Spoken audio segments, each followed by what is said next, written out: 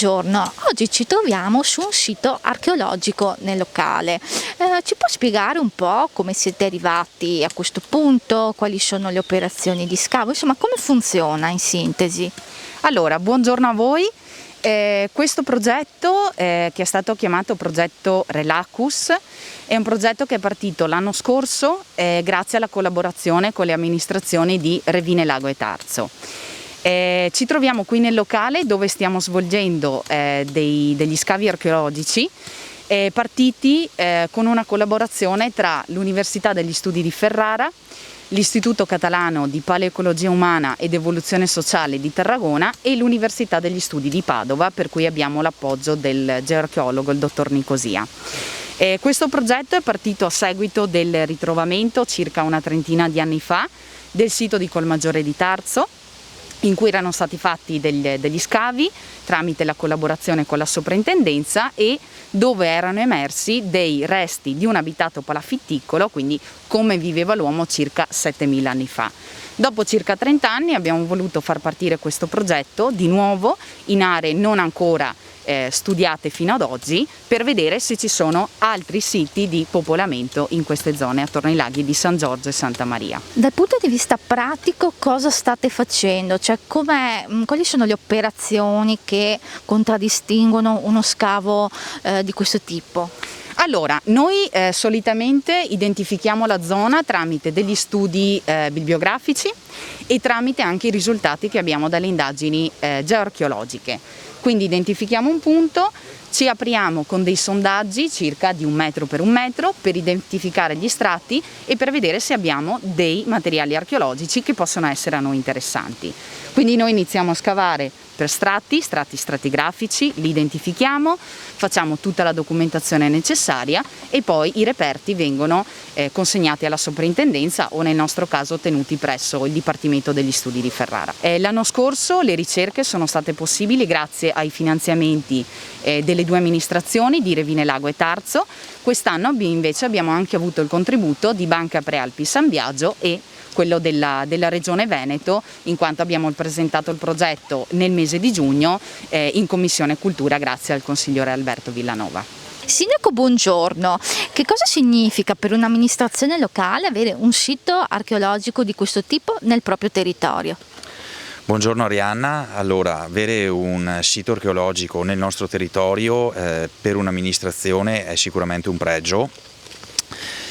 Ricordo che questa è una zona archeologica in quanto qui vicino, a distanza di qualche centinaio di metri, abbiamo un parco palafitticolo archeologico didattico che è quello dell'Ivelet, dove sono state costruite delle palafitte che rappresentavano un po' la vita dei nostri avi di moltissimi anni fa e ci facevano capire cosa c'era qui prima, come si viveva.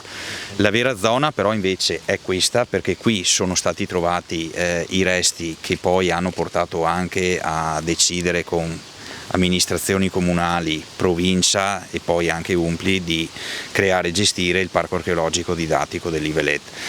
È sicuramente una cosa da entusiasmo che fa piacere, c'è un gruppo di professionisti che sta lavorando adesso a questo nuovo progetto e sicuramente verrà, almeno l'auspicio è che anche in questa tornata si trovi qualcosa e si dia un po' così un risultato, un frutto al valore e all'impegno prestato. E la vostra banca è una tra i sostenitori o comunque ha finanziato questo progetto. Quanto è importante contribuire alla crescita di iniziative e progetti locali?